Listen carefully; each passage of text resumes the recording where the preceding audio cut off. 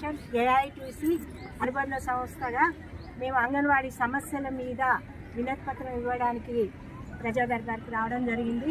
దివ్య madam కలిసి అంగన్వాడీ సమస్యలు ఏ విధంగా ఉన్నాయి, మనం గత ప్రభుత్వ కాలంలో వాళ్ళు ఇచ్చిన వాగ్దానాలు ఏవైతే ఉన్నాయో ఆ వాగ్దానాలకు సంబంధించి గత ప్రభుత్వము 14వ తేదీన ప్రతి 14వ తేదీన అంగన్వాడీ టీచర్లు ఆయాల యొక్క వేతనాలు బ్యాంకులో వేస్తామని అన్నారు.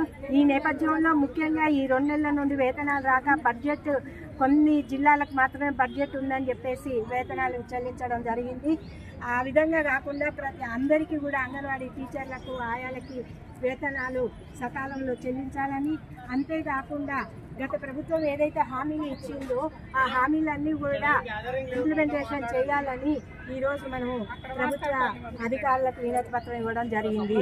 ముఖ్యంగా అధిక భారము అంగన్వాడీ టీచర్లకు ఆయాలకు పని ఒత్తిడి ఎక్కువగా అవుతుంది. రోజు రోజుకి పని తగ్గాలి అనుకుంటే ఆ పని భారం ఎక్కువ అవుతుంది. ఏదైతే కాంగ్రెస్ ప్రభుత్వం అధికారంలోకి వస్తే అంగన్వాడీ టీచర్లకు 18,000 రూపాయలు ఇస్తానన్న వాగ్దానాన్ని నిలబెట్టుకోవాలని, అదేవిధంగా ఏదైతే మినీ అంగన్వాడీ వాళ్ళకు ప్రమోషన్ వచ్చి మెయిన్ అంగన్వాడీ టీచర్లు అయిన వారందరికీ కూడా వెంటనే హెల్పర్ ఆయా పోస్టులని రిక్రూట్మెంట్ చేయాలని, అంతేకాకుండా గతంలో ప్రమోషన్ వచ్చి ఆయాలు టీచర్లుగా మారిన వారికి ఏదైతే వేతనము ఆయాకు ఇచ్చిన వేతనమే వస్తుంది కాబట్టి వారికి కూడా ఆ టీచర్కి ఇచ్చిన మెయిన్ అంగన్వాడీ టీచర్కి ఇచ్చిన వేతనాలు చెల్లించాలని చెప్పేసి వేసవి సెలవులు 30 రోజులు ప్రభుత్వం చెల్లించాలని కోరడం జరిగింది.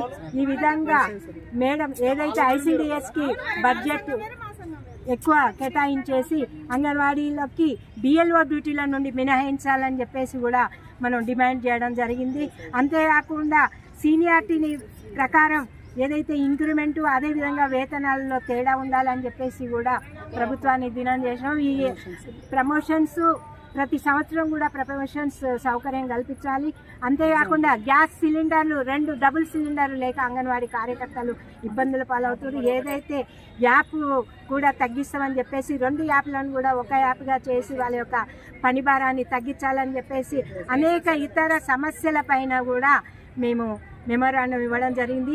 దాని మీద మేడం మన దివ్య మేడం గారు గతంలో తను డైరెక్టర్గా ఉన్నారు కాబట్టి ఐసిడిఎస్కి తనకి అన్ని సమస్యలు తెలుసు. అవన్నిటి కూడా పరిష్కరించే దిశగా ఈ కొత్తగా వచ్చిన డైరెక్టర్ గారు నిర్మల గారికి కూడా వినవిస్తాను. మీరు అందరు కూడా అక్కడ కూడా మెమోరాండం ఇవ్వండి అని చెప్పేసి ఇవ్వడం జరిగింది.